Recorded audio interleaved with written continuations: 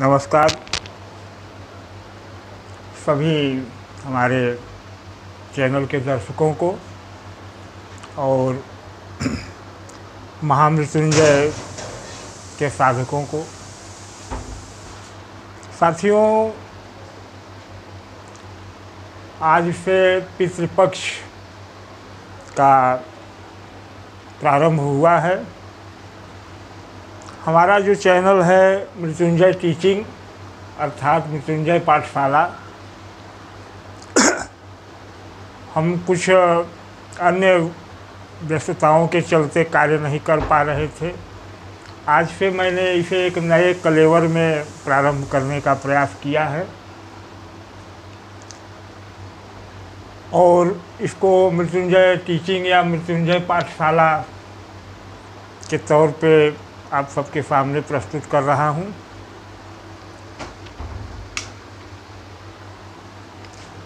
तो इस पाठशाला में आज का पहला पाठ है जो कि आज से ही प्रारंभ हुआ है, पितृपक्ष। तो हम पितृपक्ष पर थोड़ी चर्चा करेंगे और प्रयास करेंगे कि मृत्युंजय अर्थात महामृत्युंजय मंत्र और पितृपक्ष में क्या कोई संबंध है या नहीं। तो आइए हम पहले पितृपक्ष पर जो हमारी वैदिक और शास्त्रीय मान्यताएं हैं उस पर थोड़ी चर्चा करते हैं। हमारे शास्त्रों में कहा गया है कि यह पितृपक्ष जो 15 दिनों का है, इसमें सारे कर्मकांड बंद कर दिए जाते हैं। समस्त देवी देवताओं की आराधना उपासना बंद कर दी जाती है। यह पूरा 15 दिन समर्पित है हमारे पितृ को, हमारे जो पितृसत्ता है, पितृदेवता हैं उनको। और विधान यह है कि इसमें साबुन तेल का बर्ताव किया जाता है। ठीक हम उसी नियम को पालन करते हैं जो कि शुद्धक वाली बात होती है। यथा हमारे यहाँ किसी के मृत्यु होने पर जो शुद्धक का प्रावधान है उसी तरह का पालन किया जाता है। इस पक्ष में हम अपने पितरों को जल देते हैं और फिर श्राद्ध करते हैं अंतिम दिन पितृपक्ष के अमावस्या को। इसे हम पितृसमनी अमावस्या भी कहते हैं। कुछ कहा जाए भौगोलिक स्थिति के कारण हर क्षेत्र की कुछ अलग अलग परंपराएं हैं, परंतु मूल परंपरा यही है कि इसमें हम पितरों को याद करते हैं, उनको जल देते हैं और उनको श्राद्ध करते हैं। हमारे जिस ज़िले में मैं रहता हूँ सोनभद्र में, यहाँ लोकल परंपरा है कि तिथि खिलाने की, अर्थात जिस दिन हमारे जो जानकारी में पितृ हैं अर्थात पिता दादा बाबा, जिस तिथि को उनकी मृत्यु हुई होती है उस तिथि को ब्राह्मण भोजन कराया जाता है। परंतु यह परंपरा सर्व जगह नहीं है। इसी तरह से हर क्षेत्र की अपनी कुछ परंपराएं होंगी। हम उन परंपराओं पर नहीं जाएंगे। हम मूल बात करेंगे कि पितृपक्ष है क्या और जल क्यों दिया जाता है। क्या हम यह भी प्रश्न रखेंगे कि क्या पितृ हमारे कहीं बैठे हैं जो इंतज़ार करते हैं और साल में 15 दिन के लिए हमारा जल लेने के लिए आते हैं। तो आइए बात करते हैं पितृपक्ष की। तो पितृ क्या है, हम केवल अभी बात करेंगे पितृ की। पितृ साधारण तौर पे कहा जाता है कि जिनको मृत्यु हो गई है वो हमारे पितृ हैं। तो यहाँ तर्क आता है कि आत्मा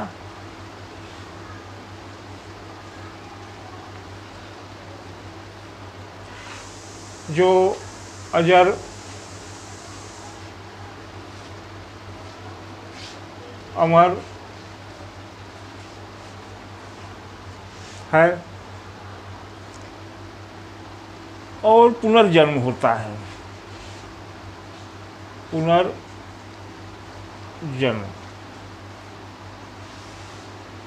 मतलब हमारी शास्त्रीय व्यवस्था है कि हम जो हैं एक आत्मा है और आत्मा अजर है, अमर है और इसका पुनर्जन्म होता है। तो जब आत्मा अजर है, अमर है और पुनर्जन्म होता है तो पितृ कौन हुआ? चूँकि अगर हमारे पितृ मृत्यु के बाद किसी जन्म में चले गए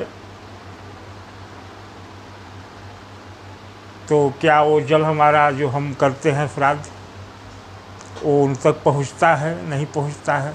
इस पर हम थोड़ी सी चर्चा करें।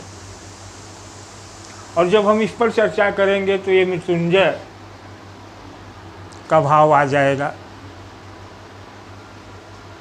तो आत्मा की जब हम बात करते हैं तो आत्मा का मतलब कोई ठोस वस्तु नहीं है, सभी जानते हैं। यह एक ऊर्जा है।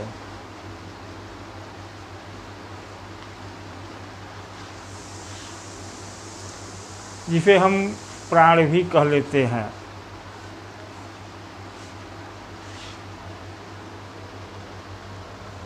तो यह प्राण शक्ति शरीर को छोड़ देती है, व्यक्ति का मृत्यु हो जाता है। तो हम जल किसे देते हैं, थोड़ी सी हम इस पर चर्चा करेंगे।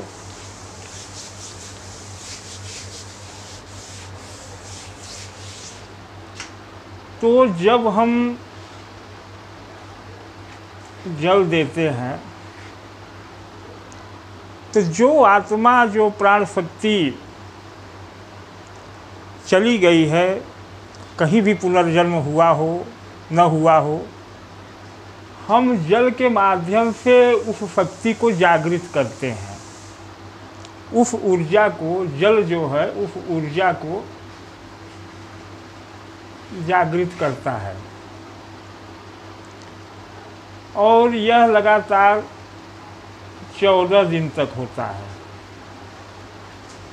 14 दिन हम जल देते हैं, ऊर्जा को जागृत करते हैं। 15वें दिन हम उस ऊर्जा को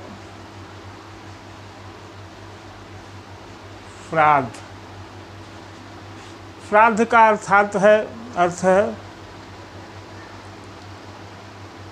कि उसको संतुष्ट करके विदा कर देना। पितृपक्ष में हमने 14 दिन जल दिया इस पितृ ऊर्जा को जागृत करने के लिए, इस पितृ ऊर्जा को।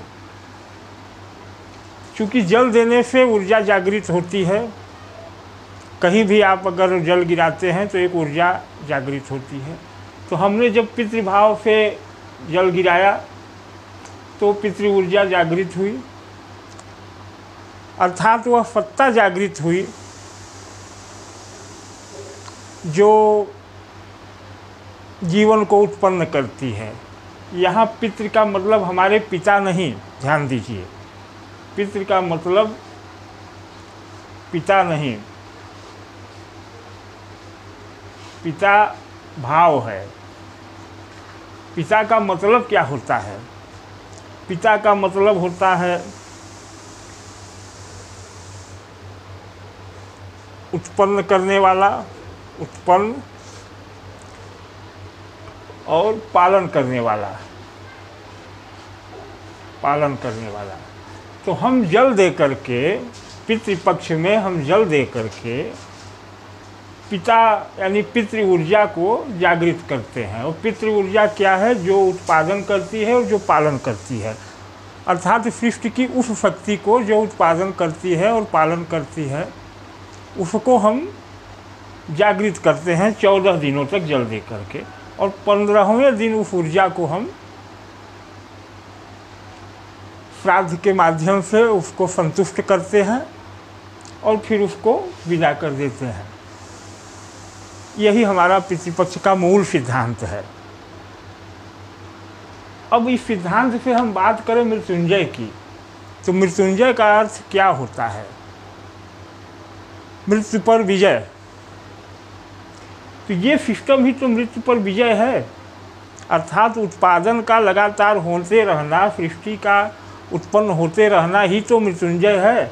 और हम इस क्रिया द्वारा इसी मृत्युंजय भाव को जागृत करते हैं, इसको हम पोषित करते हैं इस क्रिया द्वारा। चूँकि यह क्रिया क्या है फिर समझ लीजिए कि हम जल दे करके पितृ ऊर्जा को जागृत करते हैं। पितृ ऊर्जा क्या है? पिता भाव है जो उत्पादन करता है, अच्छा उत्पादन करता है और जो पालन करता है। तो सृष्टि के नियमित संचरण के भाव को ही मृत्युंजय कहते हैं। यहाँ तक समझ में आया? तो यही हमारा मूल श्राद्ध का विषय है और इसीलिए हम ये पितृपक्ष करते हैं। त्रुटियाँ थोड़ी बड़ी हो सकती हैं, क्योंकि हम एक नए यूट्यूबर हैं, तो आप लोगों से निवेदन है कि हमारे चैनल को और हमारे वीडियो को लाइक करें, सब्सक्राइब करें। हम इसी तरह से प्रसंग लाते रहेंगे। हमारा कुछ दूसरे विषय पर वीडियो बनाने का था, वह विषय था निराकार ब्रह्म से साकार शिव तक, लेकिन चूंकि आज पितृपक्ष है तो मैंने यहाँ किया। अब इसके बाद जब हम अगला वीडियो लाएंगे निराकार से साकार तक, पितृ अर्थात प्राण। अगर प्राण की बात करें तो प्राण निराकार है और पिता साकार है। ध्यान दीजिए, जो हमारी प्राण ऊर्जा है जो पितृ के रूप में है वह प्राण है, वह निराकार है। और पिता एक साकार भाव है जो उत्पन्न करता है, पालन करता है। तो इस तरह से हम जब निराकार से साकार की चर्चा करेंगे तो फिर मृत्युंजय की चर्चा होगी। और हमारा यह पूरा कॉन्सेप्ट ही मृत्युंजय पर है। महामृत्युंजय शक्ति क्या है, महामृत्युंजय ऊर्जा क्या है, शिव क्या है, इसी पर हमारा पूरा कॉन्सेप्ट है। और महामृत्युंजय के लिए मैं सूचित करना चाहूँगा कि मैंने महामृत्युंजय यज्ञ या अनुष्ठान के लिए एक ट्रस्ट बनाया है। यह ट्रस्ट सभी 12 ज्योतिर्लिंग क्षेत्रों में 11.25 लाख महामृत्युंजय अनुष्ठान करवाने के लिए संकल्पित है, जिसमें आप सबका सहयोग चाहिए। तो पुनः निवेदन है कि वीडियो अगर समझ में आए, अच्छा लगे तो लाइक और शेयर करें। हर हर महादेव।